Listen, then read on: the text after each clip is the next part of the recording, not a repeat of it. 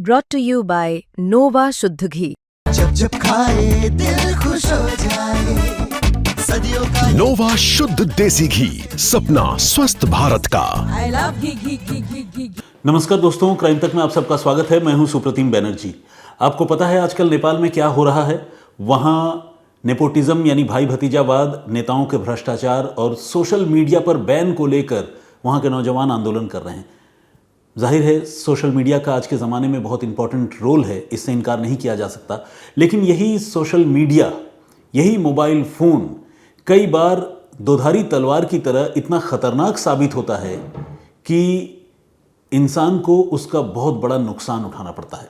ये बातें मैं क्यों कह रहा हूँ, अभी थोड़ी देर बाद आपको इसका एहसास होगा। तो आइए शुरुआत करते हैं।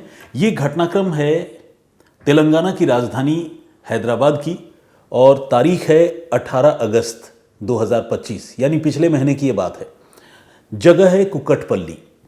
तो हैदराबाद में कुक्कटपल्ली इलाके में एक परिवार रहा करता था, जिस परिवार का मुखिया कृष्णा एक बाइक रिपेयरिंग शॉप में काम किया करता था, यानी बाइक का वो कारीगर था, मिस्त्री था। जबकि कृष्णा की वाइफ रेणुका वो एक लैब टेक्नीशियन थी और एक प्राइवेट हॉस्पिटल में जॉब करती थी, यानी हस्बैंड वाइफ दोनों काम करते थे। घर में दो छोटे छोटे प्यारे प्यारे बच्चे थे। एक थी 10 साल की बेटी जो बड़ी थी, नाम था उसका सहर्षा, और एक छोटा सा बेटा था जो इन दिनों प्ले स्कूल में पढ़ता है। तो कुल मिलाकर 4 लोगों का ये छोटा सा परिवार था और ये लोग वहीं कुक्कटपल्ली में रहा करते थे। 18 अगस्त को पति पत्नी दोनों काम पर चले गए और छोटा बच्चा जो है वो प्ले स्कूल में रूटीन के मुताबिक चला गया। लेकिन ये जो लड़की है 10 साल की, उनकी बेटी सहस्रा जिसका नाम है, वो घर में थी। और घर में इसलिए थी क्योंकि वो जिस स्कूल में पढ़ती है उस स्कूल में एक स्पोर्ट्स का इवेंट होने वाला था, जिसके लिए स्कूल में क्लासेस कम हो रहे थे और स्पोर्ट्स की एक्टिविटीज़ ज़्यादा चल रही थी। तो इस लड़की ने ब्रेक ले रखा था, छुट्टी ले रखी थी और वो घर पर ही थी। तय प्रोग्राम या जो तय रूटीन है उसके मुताबिक जो सहस्रा की मम्मी है, जो लैब टेक्नीशियन का काम करती है रेणुका, उसने घर में कुछ खाना बना कर रखा था और ये कहा था अपनी बेटी से कि तुम भी खा लेना लंच, और खुद लंच करने से पहले तुम्हारे भाई को ये लंच बॉक्स पहुंचा देना। ये एक रूटीन अफेयर था। घर से कोई ना कोई जाकर उस छोटे बच्चे को, प्ले स्कूल में जो पढ़ता है, चूंकि घर के बिल्कुल पास में है प्ले स्कूल, तो वो लंच उसको पहुंचा दिया करते थे। 18 अगस्त को हुआ ये कि दोपहर के तकरीबन 12 साढ़े 12 बज गए, लेकिन लंच बॉक्स जो है सहस्रा ने अपने भाई के लिए नहीं पहुंचाया, यानी उसके प्ले स्कूल में लंच बॉक्स नहीं पहुंचा। इस पर प्ले स्कूल के लोगों ने सहस्रा के पिता को, कृष्णा को फ़ोन किया और फ़ोन करके ये कहा कि देखिए आपका बच्चा तो हमारे पास है लेकिन भूखा है, आपके घर से खाना नहीं आया है, आप कहें तो हम अपनी तरफ से कुछ खिला देते हैं, आप पता कर लीजिए कि खाना आया क्यों नहीं, मतलब क्या आप लोग भूल गए, क्या हुआ। तो जब प्ले स्कूल से ये फ़ोन आया तो कृष्णा जो है वो थोड़ा बेचैन हो गया। बेचैन इसलिए हो गए वो क्योंकि उनके घर में 10 साल की उनकी बेटी है, जिसको ये जिम्मेदारी उन्होंने दी थी कि वो खाना पहुंचा दे। इसके बाद उन्होंने घर में फ़ोन करना शुरू किया। एक मोबाइल फ़ोन जो सहस्रा के पास या घर में ही होता था उस पर फ़ोन करना शुरू किया। तो लगातार उस फ़ोन की घंटी बजती रही, लेकिन बेटी ने फ़ोन नहीं उठाया। कृष्णा को ये लगा कि शायद उनकी बच्ची सो गई है, और 10 साल आखिर उम्र ही कितनी होती है, हो सकता है कि जिम्मेदारी का उस तरह का एहसास न हो, नींद आ गई हो, सो गई हो। तो शुरू में तो उसे ये लगा, लेकिन फिर उसने सोचा कि लेकिन एक बार जाकर देखना ज़रूरी है तो वो बच्ची कहीं कोई मुसीबत, कोई दिक्कत में ना हो। तो ये सोचकर उसका पिता कृष्णा अपने घर पहुंचा। लेकिन घर आने के बाद उसने जो मंज़र देखा, उसे देखकर वो घबरा गया, दहल गया। घर जो है उसमें अंदर से वो लॉक था घर, लेकिन किसी तरह से जब वो घर के अंदर घुसा और काफ़ी आवाज़ लगाने के बाद भी अंदर से जब सहस्रा की कोई आवाज़ नहीं आई, तो अंदर जाकर उसने देखा कि सहस्रा जो है वो खून से लथपथ घर में पड़ी हुई है और खून पूरे कमरे में बिखरा हुआ है, यहाँ तक कि बिस्तर से भी खून टपक रहा है। एक छोटी सी बच्ची जिसकी उम्र महज 10 साल की हो, उसके शरीर पर इतने जख्म, इतने घाव, जिसे देख पाना भी मुश्किल है। और चारों तरफ, जैसा कि मैंने आपको बताया, बहुत ही भयानक वो सीन था, वो मंजर था। तो कृष्णा जो है ये सब कुछ देखकर डर के मारे और दुख के मारे चीखने चिल्लाने लगता है। आसपास के लोग, जिस मकान में वो रहते थे, उसके पड़ोसी, वो सारे लोग वहाँ इकट्ठा हो जाते हैं। और फ़ौरन कृष्णा जो है सबसे पहले अपनी पत्नी रेणुका को फ़ोन करता है, जो हॉस्पिटल में काम करती है, और पूरे घटना के बारे में बताता है। ये बताता है कि उनकी बेटी को, सहस्रा को, किसी ने अटैक किया है और उसके शरीर पर बहुत सारे जख्म के निशान हैं, जिसे देखकर लगता है कि शायद उससे चाकू मारा गया है। और वो अब उसे लेकर फ़ौरन अस्पताल जा रहे हैं। उसकी माँ भी पहुंचती है वापस बदहवास घर, और उसके बाद वो लोग बच्ची को लेकर अस्पताल पहुंचते हैं। लेकिन अस्पताल पहुंचना जो है वो होपिंग अगेंस्ट होप वाली एक बात थी, यानी ऐसी उम्मीद करना जिसमें इंसान नाउम्मीद हो लेकिन फिर भी कोशिश कर रहा हो। तो क्योंकि बच्ची जो है वो बिल्कुल ठंडी पड़ चुकी थी और उसके शरीर से इतना ब्लड लॉस हो चुका था, इतने उस पर वुंड्स थे, इंजरीज थी, कि उसकी मौत पहले ही हो चुकी थी। लेकिन माँ बाप या कोई भी आदमी अपनी तरफ से इस चीज़ को डिक्लेयर नहीं कर सकता। वो कोशिश करते हैं कि शायद रिकैप्चर कर जाए, ठीक हो जाए, चलो कोशिश करते हैं। तो हॉस्पिटल लेकर गए, लेकिन डॉक्टरों ने ब्रॉड डेथ करार दिया। तो इस तरह से 10 साल की एक बच्ची की मौत हो गई घर के अंदर, और उस पर किसी ने चाकुओं से हमला किया था। जो विजिबल कट मार्क थे वो तकरीबन 20 से 21 चाकुओं के वार उसके शरीर पर थे। जब इस मामले में बच्ची के शव का पोस्टमार्टम किया गया तो ये बात और क्लियर हो गई, उसके गले पर चाकू से 14 बार वार किया गया था, और जो एब्डोमिनल पार्ट है, पेट का जो हिस्सा है, उसमें 7 बार। इस तरह से और भी जख्म थे, और वो पूरा शरीर उसका, खासकर ऊपर का हिस्सा, एक तरह से देखा जाए तो छलनी हो चुका था चाकुओं के वार से। लेकिन एक इतनी छोटी सी बच्ची को कोई घर में घुसकर इस तरह से चाकू मारकर उसकी हत्या क्यों करेगा? जबकि न तो कृष्णा की, न तो रेणुका की, और न उस छोटी सी बच्ची की किसी से कभी कोई कहा सुनी लड़ाई झगड़ा, कोई ऐसी दुश्मनी वाली बात नहीं थी। ये घटना हुई क्यों, किसी को ये समझ में नहीं आ रहा था। अब इतनी भयानक, इतनी बड़ी घटना थी जिसने सिर्फ कुक्कटपल्ली या हैदराबाद ही नहीं बल्कि पूरे तेलंगाना को एक तरह से दहला दिया। बच्ची के कत्ल का मामला था। पुलिस मौके पर पहुंची और पुलिस ने इस मामले की जांच शुरू की। मैंने आपको बता दिया कि पोस्टमार्टम बच्ची का पहले ही हो चुका था। तो पोस्टमार्टम में कॉज ऑफ डेथ जो है वो ब्लड लॉस और सीरियस इंजरीज़ को बताया गया, जो चाकू के वार के निशान थे। मौके पर पुलिस को कोई चाकू जैसी चीज़ नहीं मिली और कोई ऐसा सुराग भी नहीं मिला। पुलिस अब इस मामले की छानबीन में लग चुकी थी, और चूंकि ये शहर का ही इलाका है, आजकल तो गाँव में भी सीसीटीवी फुटेज है, कैमरे हैं, तो पुलिस ने सीसीटीवी एग्जामिन करना शुरू किया। मगर पुलिस को बड़ी निराशा हाथ लगी, या समझ लीजिए कि पुलिस को एक डेड एंड पर जाकर रुकना पड़ा, क्योंकि घर के न तो सामने के हिस्से में, न तो पीछे की गली से किसी भी कैमरे में कोई भी आदमी सीसीटीवी कैमरे में जो है कैद नहीं हुआ था। उस घर की तरफ आते हुए या इस तरह की घटना को अंजाम देकर घर से बाहर जाते हुए कोई भी नज़र नहीं आ रहा था। अब ये अपने आप में एक मिस्ट्री वाली बात थी कि फिर आखिर घर के अंदर कोई अगर घुसा तो वो कहाँ से घुसा, किस रास्ते से घुसा, किस रास्ते से भागा, क्या उसे किसी ने देखा नहीं, क्या वो कोई रॉबर था, चोर था, कौन था? ये सारे सवाल जो है वो पुलिस के सामने खड़े थे। इस बीच पुलिस जो है वो आसपास के लोगों से भी पूछताछ कर रही थी, क्योंकि मम्मी पापा दोनों बाहर थे, और कोई अगर चश्मदीद इस घटना का होता तो वो जाहिर है उस मोहल्ले का ही कोई आदमी होता। तो इसीलिए पुलिस आसपास के लोगों से पूछताछ कर रही थी। ठीक जिस मकान में ये परिवार रहता था, रेणुका, कृष्णा और सहस्रा, ये जो विक्टिम फैमिली है, ये जिस मकान में रहता था उसके बगल में एक परिवार रहता है। उस परिवार में एक लड़का है 14 साल का।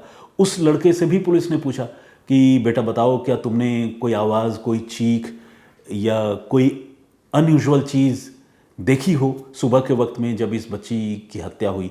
तो वो लड़का जो है वो रिलक्टेंट था। वो शुरू में तो बता रहा था कि नहीं ऐसा कुछ नहीं देखा, लेकिन बाद में उसने कहा कि हाँ अंकल, हमने पापा पापा चिल्लाते हुए ज़रूर सुना था।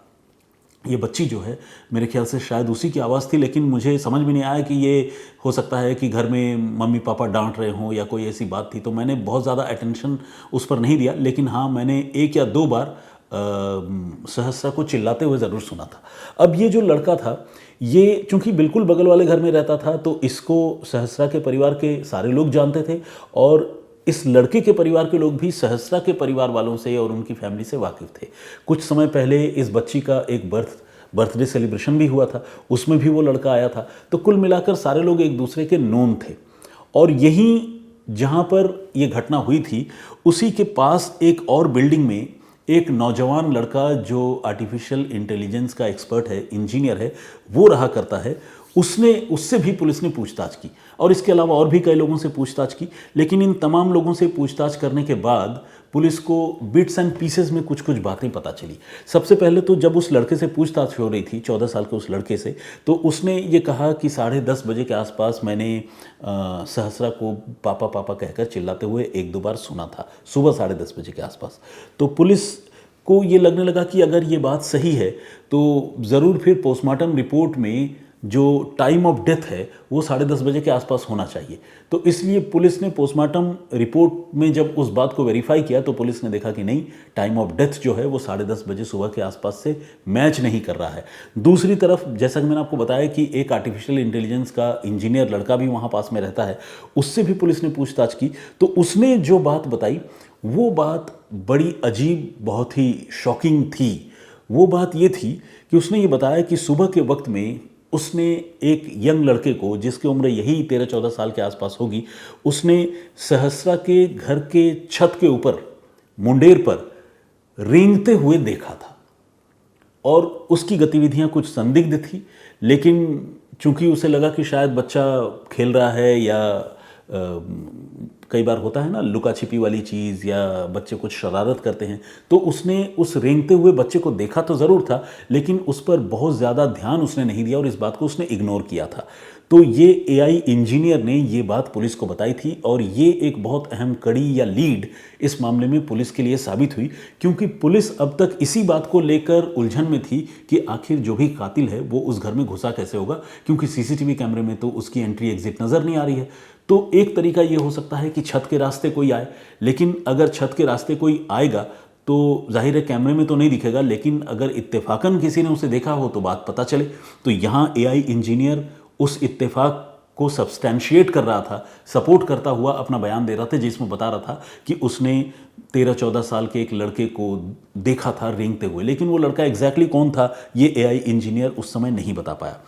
अब पुलिस जो है पड़ोस में रहने वाले उस लड़के के बारे में पुलिस ने थोड़ा और जानकारी जुटाना शुरू किया, क्योंकि उसका एज ग्रुप भी वही था जिस एज ग्रुप का कोई लड़का छत के ऊपर रेंगता हुआ एआई इंजीनियर को दिखा था। अब पुलिस ने उसके घर वालों से भी बातचीत की और घर वालों से पूछा कि 18 अगस्त को आपका बेटा कहाँ था। तो लड़के ने तो सबसे पहले ये बताया कि वो स्कूल ही गया था। फिर पुलिस ने पूछा कि भाई स्कूल गया था तो तुमने 10:30 बजे पापा पापा चिल्लाते हुए कैसे सुना इस बच्ची की आवाज़? तो उसने ये कहा कि मैं स्कूल से वापस आ गया था। तो ये जो बातें हैं इससे ये लगता है कि शायद लड़का झूठ बोल रहा था, और होता है ना कि एक झूठ को छुपाने के लिए 100 झूठ बोलना पड़ता है, तो लड़का शायद उसी रास्ते पर चल रहा था। अब पुलिस ने स्कूल में वेरीफाई करने का फैसला किया कि क्या ये लड़का 18 अगस्त को स्कूल में हाजिर हुआ था या नहीं। तो वहाँ जब वेरीफाई किया गया तो पता चला कि ये लड़का स्कूल नहीं आया था, यानी लड़का स्कूल जाने के मसले पर झूठ बोल रहा था और पापा पापा चिल्लाने के मसले पर भी शायद झूठ बोल रहा था, क्योंकि टाइम ऑफ डेथ जो है उस लड़की के शोर शराबे या चीखने वाली बात से मैच नहीं कर रहे थे। अब पुलिस ने उसी लड़के के घर वालों से बातचीत करने की शुरुआत की और उसकी माँ से और पिता से पुलिस ने कुछ सवाल जवाब किए। तो जब पुलिस ने ये सवाल जवाब किए तो उसकी माँ ने बड़ी अनयूजुअल सी एक बात बताई। उसकी माँ ने ये बताया कि 18 अगस्त को उनका जो बेटा है वो बाहर खेलने के लिए गया था और खेलने के बाद जब वो लौटा तो उसने अपने कपड़े खुद ही धो लिए थे और वो खुद नहा धोकर तैयार भी हो गया था सुबह के वक्त में। पुलिस ने पूछा कि क्या वो रोज़ ऐसा करता था, अपने कपड़े क्या वो खुद धोता है और खुद नहा भी लेता है क्या बगैर आप लोगों की जानकारी के? तो उसकी माँ ने कहा कि नहीं, ऐसा इससे पहले कभी नहीं हुआ। उसने अपने कपड़े आज तक कभी नहीं धोए। ये पहला दिन था, पहला मौका था जब उसने अपने कपड़े खुद धोए हैं और वो नहाया भी है। ये बात जो है वो पुलिस के मन में इस बच्चे की भूमिका को लेकर और शक जो था उसको गहरा कर गई। अब पुलिस ने उस बच्चे से पूछताछ करने का फैसला किया। अब बच्चों से पूछताछ करना आपको पता है अपने आप में बहुत चैलेंजिंग टास्क होता है, क्योंकि पुलिस को पुलिस की वर्दी में पूछताछ करने का राइट नहीं है। प्लस इसके अलावा छोटे बच्चों के साथ पूछताछ करते वक्त जो है उनको वो कंफर्ट फील कराना होता है। तो जो बच्चों की सिक्योरिटी है और उनकी जो मानसिकता है उसे देखते हुए कुछ डूज एंड डोंट्स पुलिस के लिए है। पुलिस आम मुलजिमों के साथ जिस तरह की सख्ती करती है वैसा बच्चों के साथ नहीं कर सकती। तो इसीलिए पुलिस इस बच्चे से पूछताछ तो करना चाहती थी, लेकिन उसके लिए पुलिस को थोड़ी तैयारी भी करनी थी। पुलिस ने वो तैयारी की और इस बच्चे से पूछताछ पुलिस ने शुरू की। अभी पूछताछ शुरू करने से पहले पुलिस ने इस बच्चे का जो स्कूल बैग है, जो कॉपी किताब है, उन सारी चीज़ों की तलाशी लेने की शुरुआत की। मोबाइल फ़ोन देखना शुरू किया बच्चे का। तो इन सारी चीज़ों को देखते हुए पुलिस के हाथ एक ऐसी चीज़ लगी जिसके बाद पुलिस ये कंफर्म हो गई कि सहस्रा नाम की उस 10 साल की बच्ची के मर्डर में कोई और नहीं बल्कि पड़ोस में रहने वाला 14 साल का यही लड़का है। क्योंकि उस बच्चे के कॉपी किताब के बीच से पुलिस को एक नोट बरामद हुआ जो एक पन्ने में लिखा हुआ था। और जानते हैं उस नोट में क्या था? उस नोट में ये लिखा हुआ था इंग्लिश में कि सबसे पहले घर में दाखिल होना है, उसके बाद गैस सिलेंडर उठाकर लाना है और सारा सामान जो भी मुझे पिक करना है घर से, मनी लिखा है, कैश, वो पिक करना है। गैस सिलेंडर उठाकर घर के दरवाजे के पास लाना है, फिर उसका पाइप काटना है, आग लगाना है और फिर वहाँ से निकल जाना है। नीचे लिखा हुआ था मिशन डन। तो ये एक ऐसी चिट थी, ये एक ऐसा पुर्जा था जो उस बच्चे ने खुद अपने हाथों से लिखा था, जिसे देखकर ये लगता था कि बच्चा जो है उस घर में स्ट्राइक करने, चाहे वो चोरी या रॉबरी का इरादा हो, जो भी हो, उसके लिए उसने पूरी प्लानिंग की थी। और सिर्फ प्लानिंग नहीं की थी बल्कि एक एक चीज़ प्लानिंग में क्या क्या करेगा वो सारी चीज़ें उसने लिखी थी। अब पुलिस को जब ये चिट मिल गया तो फिर बच्चे को इस चिट के साथ पुलिस ने कन्फ्रंट किया। तो उसने माना कि हाँ वही था जो सहस्रा के घर में घुसा था और जिसने उस बच्ची की हत्या की। पुलिस ने पूछा कि हत्या क्यों कर दी, और इस चिट में तो तुमने लिख रखा है कि गैस सिलेंडर लाकर आग भी लगाना है। तो बोला देखिए ये मेरा प्लान ज़रूर था, ये प्लानिंग मैंने की थी और पेपर में मैंने लिखा था, लेकिन वो प्लान पूरी तरह से एग्जीक्यूट नहीं हो पाया। क्योंकि जब मैं उस घर में चोरी करने के इरादे से घुसा तो मैंने देखा कि सहस्रा जो है वहाँ बैठकर टीवी देख रही है। मैं वहाँ से कुछ रुपए पैसे चुरा कर निकलने वाला था, लेकिन सहस्रा ने मुझे देख लिया और पकड़कर वो मुझे खींचने लगी और उसने बताया कि वो अपने पापा को सारी बात बता देगी क्योंकि मैं घर में घुसकर चोरी कर रहा हूँ। इसके बाद मुझे लगा कि अब मेरे पास बचने का कोई रास्ता नहीं है, मैं पकड़ा जाऊंगा, इसलिए मैंने सहस्रा पर अटैक किया। मेरे पास चाकू था और ये चाकू मैं हमला करने या मर्डर करने के इरादे से नहीं बल्कि गैस सिलेंडर काट कर घर में आग लगाने के इरादे से आया था। लेकिन जब मुझे पकड़े जाने का खतरा सताने लगा तो मैंने सहस्रा पर इसी चाकू से हमला कर दिया और मैं उसे तब तक मारता रहा जब तक कि वो उसकी मौत नहीं हो गई। पुलिस ने पूछा कि तुम रुपए पैसे क्यों चुराना चाहते थे? तो यहाँ पर उसने एक और अजीब सी बात बताई। उसने कहा कि नहीं, मैं रुपए पैसे नहीं चुराना चाहता था, मैंने मनी वाली बात इस नोट में लिखी तो ज़रूर है, लेकिन असल में मैं एक बैट चुराना चाहता था जिस पर MRF लिखा हुआ है। तो वो बता रहा था कि MRF का एक बल्ला उस लड़की के घर में है और उस बल्ले पर उसकी नज़र थी। एज अ यंग बॉय वो उस बल्ले को हासिल करना चाहता था, लेना चाहता था और उसी बल्ले को चुराने के लिए वो उस घर में घुसा था और घर में घुसने से पहले उसने पूरी प्लानिंग की थी। पुलिस ने पूछा कि कब से ये प्लान कर रहे थे? तो उसने बताया कि तकरीबन महीने भर से, और इस महीने भर में उसने पूरी प्लानिंग की और एक एक चीज़ उस नोट में उसने लिखा था। अब सवाल ये है जिसका मैंने सबसे पहले आप लोगों से जिक्र किया था कि मोबाइल फ़ोन और सोशल मीडिया किस तरह से दोधारी तलवार साबित हो रहा है। सवाल ये है कि एक 14 साल का बच्चा इतना हीनियस, इतना ख़तरनाक प्लानिंग कैसे करता है और घर में घुसकर एक छोटी सी बच्ची की हत्या कैसे करता है, और ये सब कैसे प्लान करता है कि वो घर में घुसेगा, माल असबाब चुरा कर निकलेगा, आते हुए जो है पूरे घर में गैस सिलेंडर से आग लगाकर चला आएगा। उसे इस बात की भी चिंता नहीं है कि आग लगाते वक्त वहाँ एक्सीडेंट हो सकता है, वो खुद भी झुलस सकता है, लेकिन उसने सारी प्लानिंग की है। ऐसा क्यों? तो इसका जवाब यह है कि उसका जब इलेक्ट्रॉनिक फुटप्रिंट पुलिस ने चेक किया, ये देखा कि वो क्या क्या देखता है, क्या चीज़ें वो फॉलो करता है मीडिया और सोशल मीडिया में, तो उसने ये देखा कि इनन्यूमरेबल क्राइम स्टोरीज़, OTT में जो क्राइम के सीरियल्स हैं, ये सारी चीज़ें जो है वो देखा करता था। और इन्हीं चीज़ों को देखकर उसने ये तय किया कि वो एक क्राइम करेगा और जाकर वो बल्ला खुद चुराकर अपने लिए लेकर आएगा। उसने उस बल्ले को उसी वक्त देखा था जब वो बर्थडे पार्टी में इस बच्ची की, जिसकी उसने हत्या की, इसकी बर्थडे पार्टी में कुछ समय पहले शामिल हुआ था। अब उस बच्चे को पुलिस ने पकड़ लिया है, केस पुलिस ने सॉल्व कर लिया है, सारी जो सबूत और गवाहियां हैं, चाहे उस बच्चे की माँ की हो या इंजीनियर की हो, आस पड़ोस के दूसरे लोगों की हो, वो सब पुलिस के पास डॉक्यूमेंटेड है और इस बच्चे को फिलहाल बाल सुधार गृह भेजा गया है, क्योंकि बच्चों को जेल की सज़ा नहीं होती और उन्हें सुधारने के लिए तकरीबन मर्डर जैसे मामलों में तकरीबन 3 साल तक उनको अंदर रहना पड़ता है। तो ये हमारा कानून है और परिवार जो है इस बच्ची का, उसके पास अब सिवाय दुख, दर्द और गम के और कुछ भी नहीं है।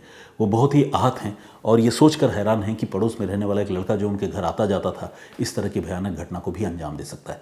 तो इस पूरे घटनाक्रम पर आप क्या सोचते हैं, आपका नज़रिया क्या है, प्लीज़ हमें कमेंट करके ज़रूर बताइएगा। जो प्रीवियस स्टोरी मैंने आप लोगों को सुनाई थी, उसमें मैंने आप सबको बताया था कि किस तरह से एक महिला ने खुद अपनी मौत को चुनने के लिए 17 लाख रुपए खर्च किए। आयरलैंड की वो महिला लिथुआनिया घूमने जाने की बात कहकर घर से निकली थी और चली गई स्विट्ज़रलैंड, जहां पर उसने खुद अपनी मौत चुनी और उस मौत को हासिल करने या उस मौत को प्राप्त करने के लिए कुछ एक ऐसी संस्थाएं हैं जो स्विट्ज़रलैंड में लोगों की मदद करती है। उन संस्थाओं के ज़रिए इस महिला ने अपनी मौत चुनी थी। तो वो शॉकिंग इंसिडेंट के बारे में अगर आप जानना सुनना चाहते हैं तो क्राइम तक के प्लेलिस्ट में जाकर आप सुप्रतिम से सुनिए में उस स्टोरी को सुन सकते हैं। आइए उस स्टोरी पर कुछ लोगों ने जो कमेंट किया है वो पढ़ता हूँ। अमित ने कमेंट किया है, इन्होंने लिखा है कि आपकी कहानियाँ सुनकर चैन की नींद आती है। बहुत बहुत आभार उन्होंने लिखा है, थैंक यू वेरी मच। और संदेश दोनगारे का कमेंट है और इन्होंने लिखा है कि ये सच में एक अनोखी जानकारी है। मैं क्राइम तक 10 घंटे सुनता हूँ काम करते समय। संदेश नाम है इनका। मैं ये जानना चाहता हूँ कि आप ऐसा कौन सा काम करते हैं जिसमें 10 घंटे आप क्राइम तक सुनते हैं और आप सुनते हुए काम कर पाते हैं। मतलब जैसे मैं तो ऑफिस में रहता हूँ तो रिसर्च करता हूँ, आप लोगों के सामने ये कहानियाँ पेश करता हूँ और इसके अलावा स्क्रिप्ट्स लिखता हूँ, तो सारे काम में मेरा ब्रेन बहुत इन्वॉल्व होता है। तो मैं अगर कुछ म्यूज़िकल भी सुनता हूँ ना तो मुझे काम करने में दिक्कत होती है। लेकिन अगर आप कहानियाँ सुनते हैं और क्राइम तक की स्टोरीज सुनते हैं, इसके साथ भी आप काम करते हैं, तो वो कौन सा काम है, मैं एक तो ये जानना चाहता हूँ। और आपके इस टैलेंट के लिए भी मैं तारीफ़ करना चाहता हूँ कि आप मतलब कुछ चीज़ सुनते हुए भी जो है आपका अटेंशन डाइवर्ट नहीं होता है, तो ये बहुत अच्छी बात भी है। और इसके अलावा क्रिस ब्राड के नाम से एक आईडी है, उन्होंने लिखा है कि किसी ने अगर इस तरह का फ़ैसला किया है कि वो अपनी मौत खुद चुनेगा तो उस चीज़ को और उसके फ़ैसले को रिस्पेक्ट करना चाहिए, क्योंकि अल्टीमेटली ये उसी की ज़िंदगी है, उसको हक है कि वो क्या करे। और जगदीश चांडेगड़ा जी ने भी कमेंट किया, उन्होंने कहा है कि स्टोरी जो मैंने प्रीवियस सुनाई थी वो काफ़ी अनोखी उनको लगी। शाहरुख ने I love you Banerjee sir लिखा है। अशोका शुक्ला ने कमेंट किया है और उन्होंने कॉम्प्लीमेंट करते हुए सुपर सिंह जी नमस्कार लिखा है। मेरा नाम तो सुप्रतिम बैनर्जी है, तो एनीवे सुपर सिंह बोले या जो भी बोले, जब आप पॉजिटिवली कोई चीज़ बोलते हैं तो वो चीज़ें अच्छी ही लगती हैं। Thank you very much Ashoka. इसके अलावा नीतू शर्मा का कमेंट है और उन्होंने कहा कि आपने एक बात बहुत अच्छी बोली कि क्राइम में जहां औरतों ने अपने पति को मारा है वहां पर एक पुरुष ने भी उस तरह के मामलों में औरतों का साथ दिया है। बिल्कुल, देखिए तालियां दोनों हाथ से बजती है। ये नहीं कह सकते कि औरतें ही अपने पतियों की जान दे रही है। इसके अलावा हमारे एक और दर्शक हैं सऊदी अरबिया से, इन्होंने अपना नाम तो नहीं लिखा लेकिन बताया कि वो रेगुलर लिसनर हैं और फैज़ू के नाम से उनकी आईडी है। बहुत स्वागत आपका। साईम अली ने भी कमेंट किया है और उन्होंने कहा है कि डेथ विथ डिग्निटी ऐसी बहुत सी स्टोरीज़ में उन्होंने कहा है कि ऐसी बहुत सी स्टोरी उन्होंने देखी है। एनीवे, आदाब प्रीतम जी ये लिख रहे हैं। शकीला खलील ने ये लिख रही हैं कि मेरे विचार से रॉबरी की स्टोरी आपको नहीं सुनानी चाहिए क्योंकि आप समझदार हैं। शुक्रिया, thank you very much. Pradeep Bhambu ji ने भी कमेंट किया है, बहुत स्वागत आपका। प्रियांशु का कमेंट है और उन्होंने लिखा है कि आज की जो कहानी मैंने सुनाई, प्रियांशु प्रणव नाम है इनका, उन्होंने कहा है कि वो बड़ी ज्ञानवर्धक और जानकारी के हिसाब से बहुत अच्छी कहानी थी। बिल्कुल, देखिए घटनाक्रम तो बहुत दुखद है लेकिन नॉलेज के हिसाब से अगर देखा जाए तो इस दुनिया में क्या कुछ होता है, हो रहा है, वो आंखें खोलने वाली जानकारी या खबर तो थी। प्रदीप भांबू जी का भी कमेंट है, बहुत बहुत स्वागत आपका। और इसके अलावा सौद अख्तर का कमेंट है, बहुत स्वागत आपका। होमी राय का भी कमेंट है और सीताराम भोई ने भी कमेंट किया है, बहुत बहुत स्वागत आपका। सारे लोगों का बहुत धन्यवाद इतने सारे कमेंट्स करने के लिए, पॉजिटिव बातें लिखने के लिए। मैं फिर हाजिर होऊंगा किसी और कहानी, किसी और वाक़े के साथ। इस घटनाक्रम पर जो मैंने अभी आज आपको सुनाई उस पर आपकी राय क्या है, कमेंट क्या है, प्लीज़ हमें ज़रूर बताइएगा। फिलहाल मुझे इजाज़त दीजिए, अपना बहुत ख्याल रखिए। जय हिंद, जय भारत।